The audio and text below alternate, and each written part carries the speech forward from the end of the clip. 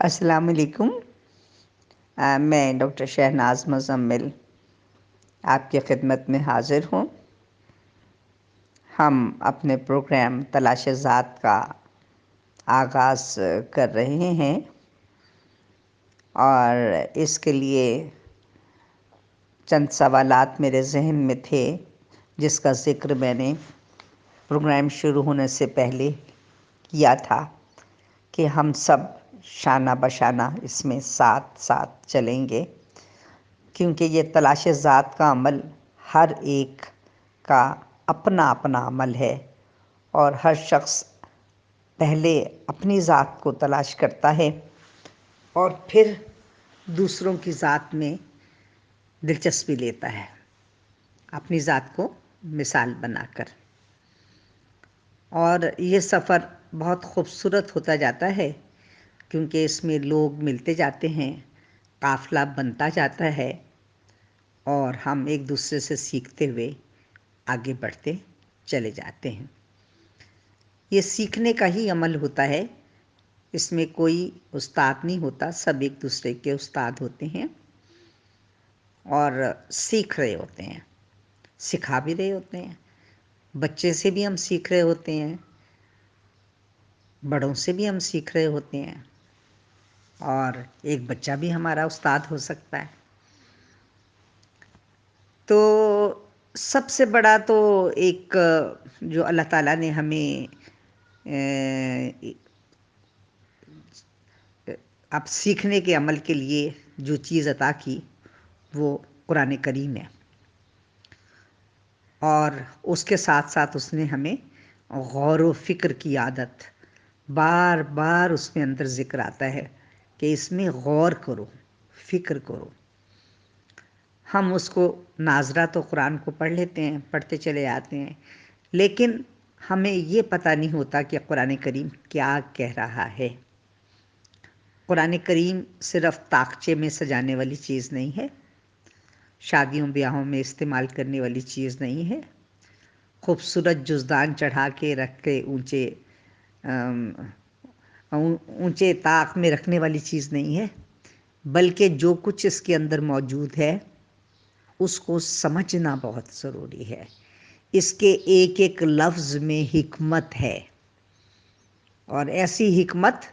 کہ وہ ہم برسہ برس کی کوشش کے بعد بھی اس حکمت کو تلاش نہیں کر سکتے، اور رب کائنات نے اس صحیفے میں سب کچھ اتار دیا۔ اور یہ ایک بہت بڑا ادارہ سمجھ لیں، انجمن ہے، ایک ادارہ ہے، ایک مکمل نظام حیات ہے جو ہمیں سب کچھ بتا رہا ہے، اور یہیں سے ہمیں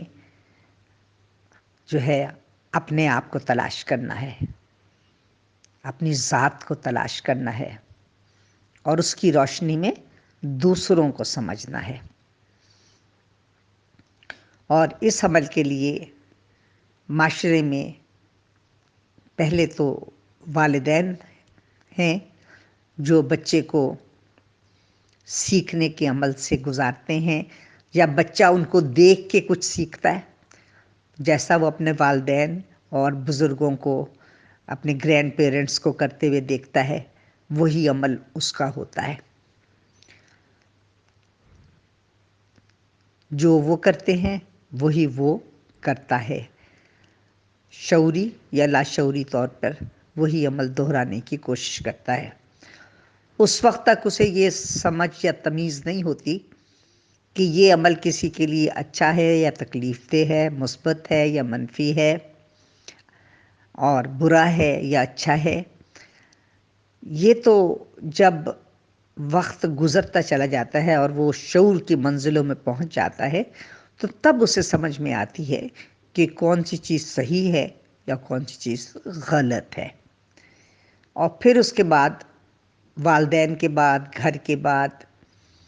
ارد گرد کے رشتہ داروں کے بعد، وہ جب اسکول کا زمانہ آتا ہے تو استاد اس میں بہترین کردار ادا کرتا ہے، اور جو استاد سکھاتا ہے، استاد کا اور شاگرد کا رشتہ بہت مضبوط ہوتا ہے، اور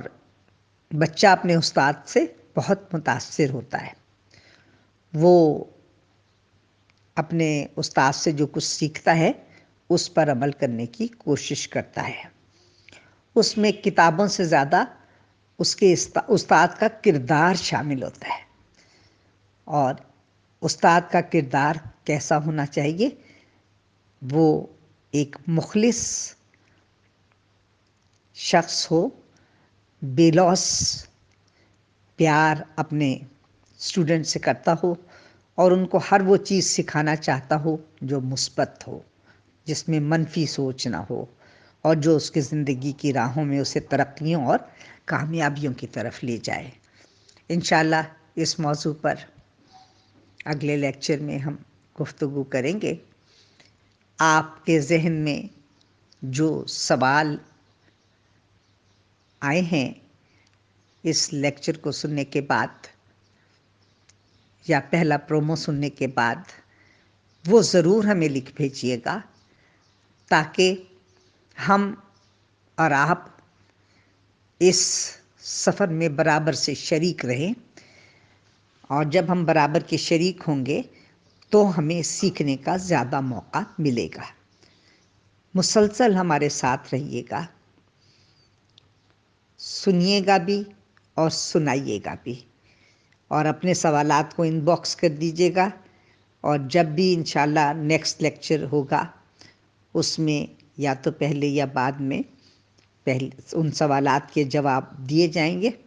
اور پھر اگلی بات جو ہے اس کو جاری رکھا جائے گا۔ تو میں آپ کے سوالات کی منتظر رہوں گی، اور ہمارے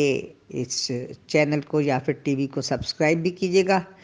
تاکہ آپ کو ہمارا لیکچر سب سے پہلے مل سکے